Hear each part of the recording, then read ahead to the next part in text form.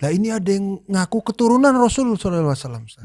Ngaku keturunan Nabi, Ustaz. Yang kita bilang biasa dipanggil Habib lah itu, Ustaz. Iya. Nah, Habib ini kadang-kadang yang dia contohkan, yang dia perintahkan, Ustaz, kadang-kadang kok kayaknya tidak ada dalilnya atau tidak ada tuntunannya dari para salaf atau mereka punya hak kali, Ustaz, bikin syariat baru, Ustaz. Kan keturunan Nabi, Ustaz. Jadi siapapun orangnya yang mengaku ingin mengajak manusia ke surga, maka dia wajib mendatangkan dalil dari Quran dan Sunnah. Dia wajib membawakan perkataan-perkataan para sahabat, para salaf. Buku yang dia ajarkan kepada manusia juga harus buku-bukunya para ulama yang jelas.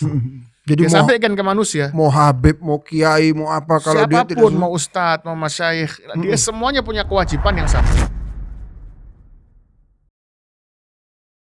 Rasul pun sama Allah itu juga disumpah, ya, disumpah untuk menyampaikan apa yang Allah Subhanahu Wa Taala wahyukan kepada dia.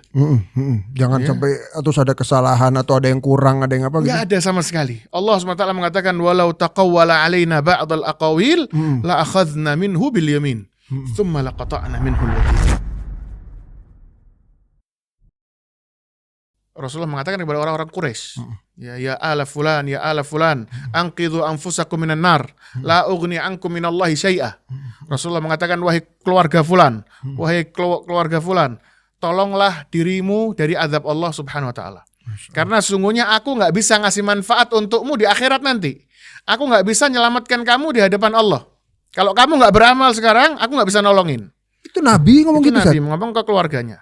Nah, kalau Habib yang ngejamin sekarang itu, ngejamin orang kamu kalau misalnya mau ini ya ikut maulidan, ikut kita, terus nanti ya bisa dikasih syafaat sama Habib ini gimana? Iya. Keluarganya Rasulullah berarti masuk surga.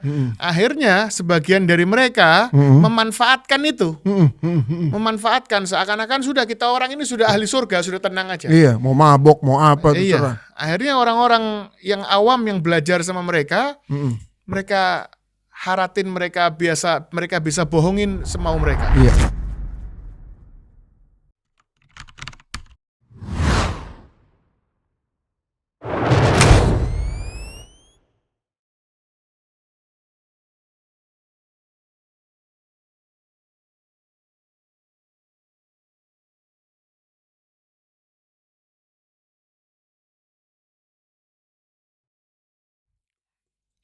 Bismillah, wassalatu wassalamu ala rasulillah. Teman-teman podcast yang memiliki waktu luang, alangkah baiknya waktu luang tersebut kita gunakan untuk hal yang bermanfaat. Saat ini kita telah kedatangan tamu istimewa, Ustadz Rizky Baswedan. Ahlan Ustadz, bakhair Ustadz. Ahlan Ustadz. Masya Allah. Nah, kedatangan antum ini Ustadz, senang Ustadz, alhamdulillah. Bakhair, alhamdulillah. Ada sedikit Ustadz yang mau kita diskusikan Ustadz. Ahlan Ustadz. Kalau boleh langsung Ustadz, terkait kesirikan yang sedang merajalela di lingkungan kita lah gitu, Yang paling mencolok ini Ustadz, ada beberapa hal yang dia sepertinya dicontohkan oleh orang alim. Jadi tapi orang alim ini dia mengajak kita untuk menziarahi kubur.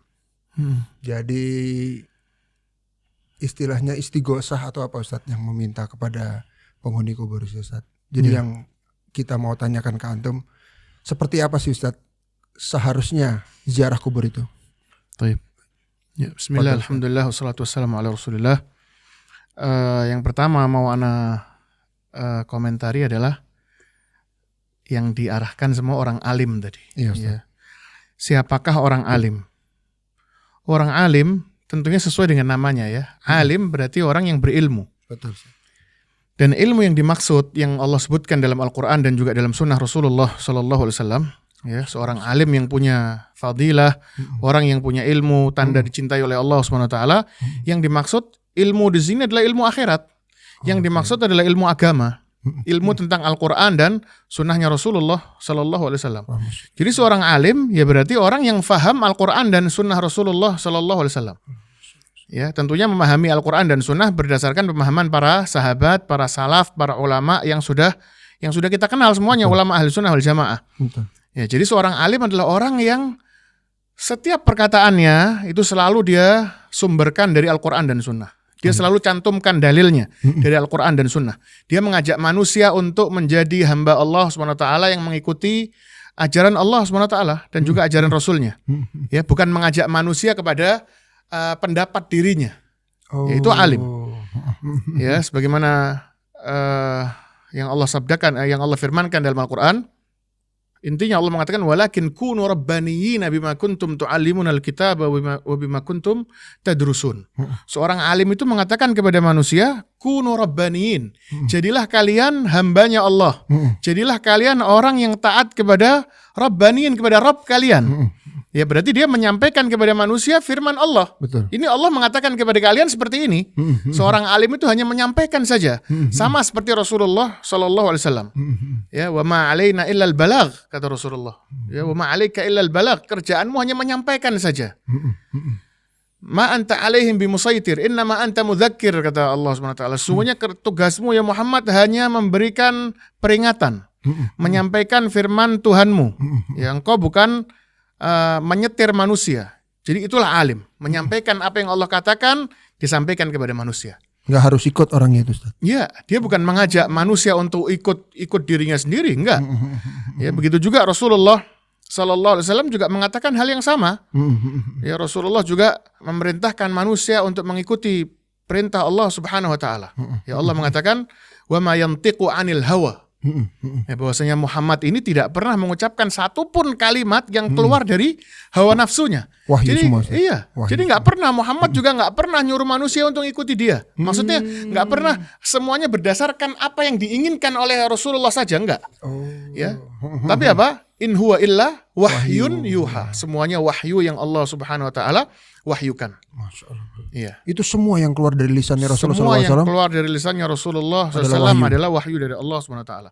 Pernah suatu saat seorang sahabat yang bernama Abdullah bin Amr bin Al-As, ya beliau menulis semua yang diucapkan oleh baginda Rasulullah SAW. Semua yang keluar dari lisannya Rasulullah beliau catat. Ya, sampai akhirnya ditegur sama salah seorang sahabat beliau, sahabat juga yang baru masuk Islam ketika itu. Sahabat itu mengatakan, hal katabta kulla syai'in min Rasulillah SAW wa huwa basyarun yukhti wa yusib. Apakah engkau menulis semua yang keluar dari lisannya Rasulullah, sedangkan dia manusia biasa, yang betul. Kadang salah, kadang benar. Betul. Maka dia sampaikan ke Rasulullah, ya Rasulullah, aku nulis semua yang keluar dari lisanmu, sehingga ada orang yang mengatakan seperti ini. Gimana ya Rasulullah? Maka Rasulullah mengatakan, uktub walladzi nafsi biyadihi, kata Rasulullah. Terus lanjutkan, kau tulis semua yang keluar dari lisanku ini, fa innahu la yakhruju minhu illal haq. Karena nggak ada yang keluar dari lisanku ini kecuali apa? Kebenaran. Kecuali kebenaran. Masya Allah. Ya, jadi Rasul pun sama Allah itu juga disumpah, ya, disumpah untuk menyampaikan apa yang Allah Subhanahu Wa Taala wahyukan kepada dia. Jangan sampai atau ada kesalahan atau ada yang kurang, ada yang apa gitu. Nggak ada sama sekali. Allah Subhanahu Wa Taala mengatakan walau taqawwala alaina ba'dal aqawil la akhadna minhu bil yamin. Tsumma laqata'na minhul watin. Kata Allah Subhanahu wa taala, kalau seandainya Muhammad ini pernah ngarang, pernah mengatakan satu perkataan yang dia karang sendiri sesuai dengan keinginan dia, la akhadna minhu bil yamin. Aku akan ambil tangan kanannya dan aku akan potong urat nadinya. Maksudnya aku akan matikan dia. Akan dihukum sama Allah. Itu Nabi SAW. Itu Nabi SAW. Nah ini ada yang ngaku keturunan Rasul SAW. Ngaku keturunan Nabi, Ustaz. Yang kita bilang biasa dipanggil Habib-Habib lah itu, Ustaz. Nah Habib-Habib ini kadang-kadang yang dia contohkan, yang dia perintahkan, Ustaz, kadang-kadang kok kayaknya tidak ada dalilnya. Atau tidak ada tuntunannya dari para salaf. Atau mereka punya hak kali, Ustaz, bikin syariat baru, Ustaz. Kan keturunan Nabi, Ustaz. Apa gak boleh kayak begitu, Ustaz? Iya.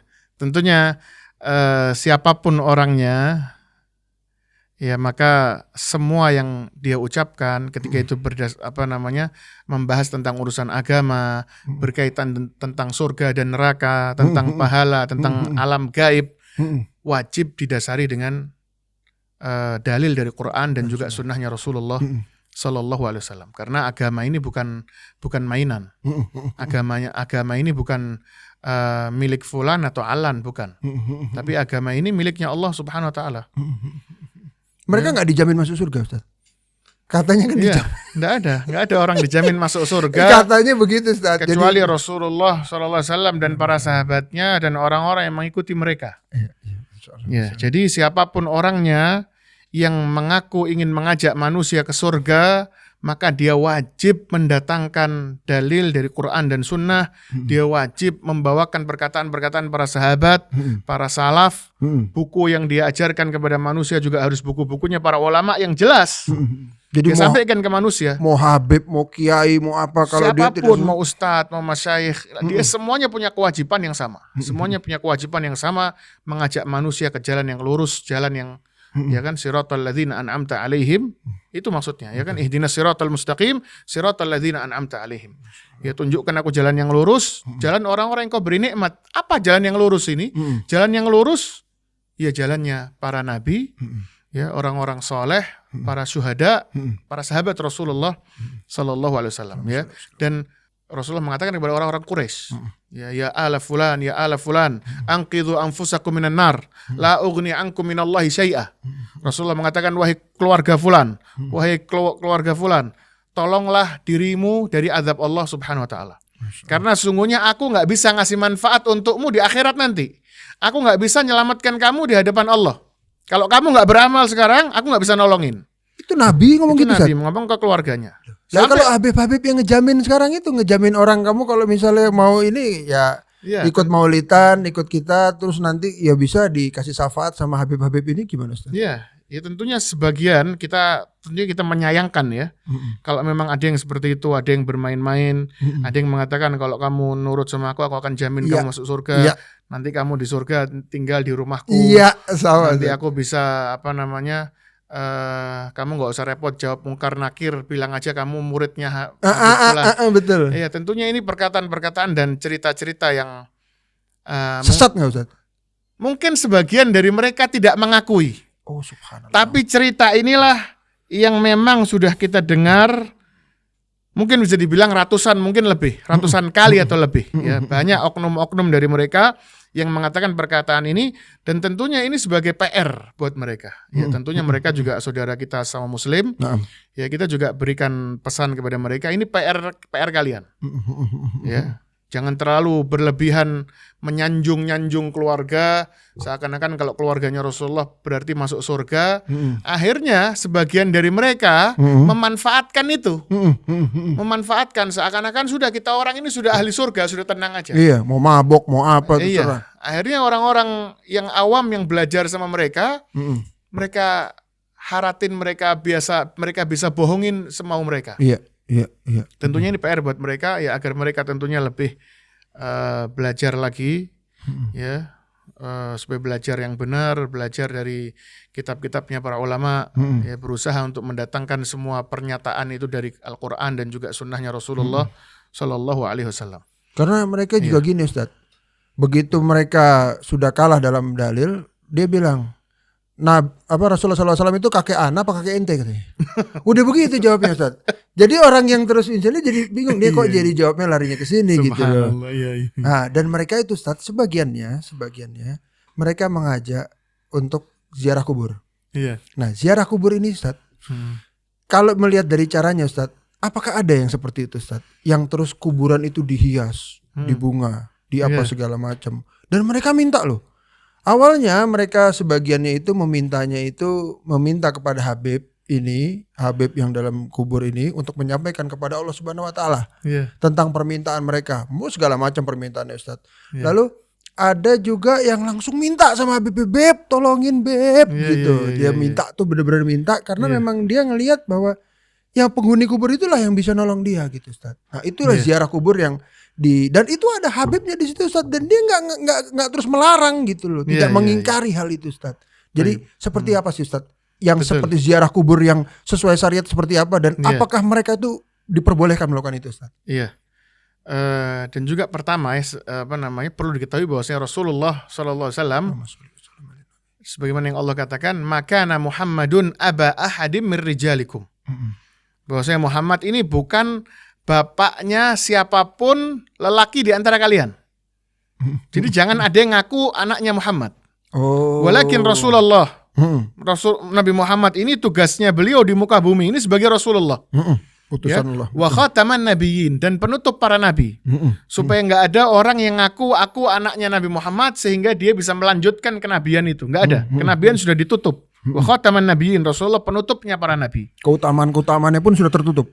Keutamaan-keutamaan yang mereka diakui memiliki keutamaan yang sama seperti nabi. Lah, kalau keutamaan seperti nabi enggak. Ahlul bait ada keutamaannya. Ahli sunnah wal jamaah mengajarkan bahwasanya kita tetap harus memuliakan ahlul bait. Ahlul bait Rasulullah SAW sampai sekarang masih ada dan kita wajib menghormati mereka. Bekas minumnya boleh direbutin Ustaz? Tidak ada, ya. Tapi tentunya ya ahlul bait yang berpegang dengan Al-Quran dan juga sunnahnya Rasulullah Sallallahu Alaihi Wasallam. Kalau mereka memang yang dikatakan memang perkataan yang keliru, maka nggak masalah, kita sampaikan kekeliruan mereka. Ini urusan agama. Ya, kalau seandainya ada orang yang membuat penelitian tentang kedokteran, penelitian tentang urusan perbankan, ekonomi boleh dibantah, ya apalagi urusan agama, lebih harus dibantah supaya orang-orang tidak mengikuti kesesatannya. Ya, jadi biasa aja, jangan terlalu baper urusan agama. Kalau ada yang mengoreksi kita, ya baik itu secara empat mata itu yang terbaik atau lewat medsos, memang betul ternyata koreksinya, kita minta maaf aja. Rujuk ya, Ustaz, ya? kita rujuk aja.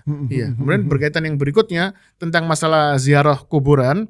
Yang pertama perlu kita sampaikan bahwasanya ziarah kubur ini memang sunnahnya Rasulullah Sallallahu Alaihi Wasallam yang mulia. Ya, Rasulullah mengatakan kuntu nahitukum an ziyaratil kubur. Ya, dulu aku sempat melarang kalian untuk ziarah kubur. Ya, karena Rasulullah mungkin takut sahabat nanti jatuh dalam kesyirikan dan seterusnya. Tapi kata Rasulullah, ala fazuruha. Tapi sekarang ziarahilah kuburan. Sekarang nggak apa-apa kalian ziarahi kuburan. Fa innaha tudzakirukumul akhirah. Karena ziarah kubur ini mengingatkan kalian dengan kehidupan akhirat. Karena kalian ini pasti akan mati, kalian pasti akan tinggal di akhirat lebih lama. Maka kalian kalau ziarah kubur itu akan mengingatkan kalian supaya nggak hubud dunia. Jadi ziarah kubur ini diperintahkan oleh Rasulullah Sallallahu Alaihi Wasallam. Ya, tapi bagaimana sunnah yang Rasulullah ajarkan ketika ziarah kubur? Ya, yang pertama adalah Rasulullah mengajarkan ketika seorang ziarah kubur maka dia mengucapkan salam kepada kuburan tersebut. Ya. Di antaranya yang Rasulullah ajarkan adalah membaca Assalamualaikum ya ahlad diyar minal muslimin wal mu'minin wa inna insyaallah bikum lahiqun nas'alullaha lana wa lakumul afiyah. Ada beberapa versi dari salam ke kuburan ini. Itu secara umum ke seluruh penghuni kubur atau ke kuburan khusus Ustaz? Kesemuanya. Kesemuanya ya? Kesemuanya. Kuburan kaum muslimin. Berarti bukan kita datang ke satu kuburan yang khusus, yang misalnya dia wali mungkin, terus kita ngomong gitu, enggak juga. Enggak. Jadi ke seluruh penghuni kubur. Iya, itu perintah Rasulullah, kita diperintahkan untuk menziarahi kuburan secara umum. Ya, jadi kuburan kaum muslimin kita ziarahi, maka ini yang kita ucapkan. Ya, tapi kalau misalnya kita punya keluarga atau kerabat, orang tua, itu juga bagus juga untuk diziarahi. Kita ziarahi, kita bacakan doa. Ada tuntunannya juga untuk kita menziarahi keluarga kita, orang-orang yang kita kenal, ya. Namun selain kita mengucapkan salam tadi kepada semuanya, Assalamualaikum ya ahlal diyar dan seterusnya, ketika kita sampai di depan kuburan orang yang kita kenal itu bisa kita doakan juga secara pribadi. Oh, boleh Ustaz. Boleh juga. Allahumma ighfir lahu warhamhu wa'afihi wa'fu anhu dan seterusnya. Oh, itu diperbolehkan. Itu doakan yang baik-baik. Bukan kita minta tolong sampaikan doa kita kepada Rob. Nah, sama sekali. Enggak tepat ya? Iya, enggak tepat. Kenapa? Karena pernah terjadi di zaman Umar bin Khattab kejadian lama enggak hujan. Paceklik. Ya. Kemudian Umar melakukan sholat istisqa. Sholat istisqa-nya Umar itu di Maidan, di lapangan. Ya, sama kayak Rasulullah. Rasulullah kalau sholat Id itu Rasulullah di musola atau di Maidan, di lapangan. Nah, musola yang disebut di zaman Rasulullah SAW itu kalau sekarang adanya di sekitar Masjid Ghamamah. Itu berarti di luar kawasan Masjid Nabawi, ya.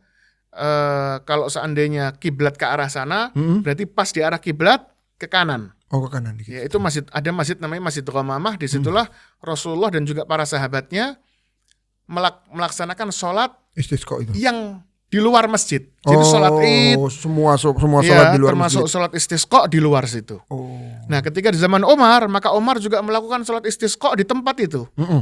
Nah, yang menjadi inti dari pembicaraan kita adalah ketika waktunya Umar berdoa, maka Umar mengatakan Allahumma inna kunna nastasqi binabiyyika.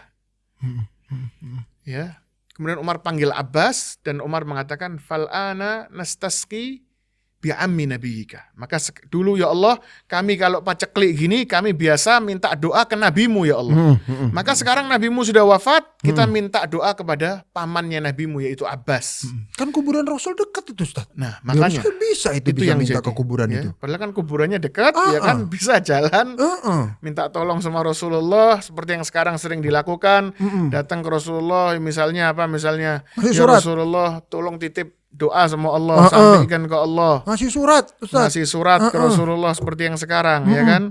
Atau misalnya ya Allah yang sekarang sering dibilang itu ya Allah madad ya Rasulullah, minta tolong ya Rasulullah, khudh biyadi ya Rasulullah, dan seterusnya, ya panggilan minta tolong ke Rasulullah. Kenapa nggak dilakukan sama Umar dan juga para sahabat yang lain? Umar nggak ngelakuin itu, sahabat juga nggak ngelakuin Umar itu. tidak melakukan itu. Ya, Umar minta kepada Allah Subhanahu Wa Taala. Ya, dengan bukti apa? Dia sholat istisqa, itu dia minta sama Allah itu. Kemudian dia panggil Abbas untuk berdoa kepada Allah. Ya, pertimbangannya pertama karena Abbas orang yang soleh. Abbas ini ya sangat mencintai Rasulullah Sallallahu Alaihi Wasallam. Bahkan sebelum dia masuk Islam, cintai sama Rasulullah luar biasa. Tambah lagi dia masuk Islam. Ya, kemudian yang kedua juga dia ahlul bait Rasul Sallallahu Alaihi Wasallam. Jadi nggak apa-apa kalau ada ahlul memang bait, ada keutamaan, ya, tapi yang berkesesuaian dengan Al-Quran dan Sunnah. betul, yang soleh, yang baik, ya kita panggil dia, suruh berdoa, nggak masalah. Ya, maka Abbas pun berdoa, maka turunlah hujan ketika itu juga. Jadi orang yang di dalam kuburan itu ternyata orang yang sangat mentauhidkan Allah. Mintanya sama Allah, takutnya sama Allah, ngarepnya sama Allah. Jadi kalaupun kita mengaku sebagai misalnya kita saya muridnya Kiai Fulan. Ya. Itu tanda yang paling besar adalah yang pertama kita doakan, yang kedua kita lanjutkan estafet dakwahnya. Bukan kita ajak orang-orang untuk minta ke kuburannya itu, bukan. Siapa lagi yang lebih sesat mimman yad'u min dunillah ketimbang orang-orang yang berdoa dengan memanggil nama selain Allah. Jadi orang yang ketika berdoa meminta, memohon, memanggil nama selain Allah, maka Allah mengatakan siapa lagi yang lebih sesat daripada orang ini. Berarti itu sesat yang paling sesat udah. Sesat yang paling sesat, kejahatan yang paling jahat.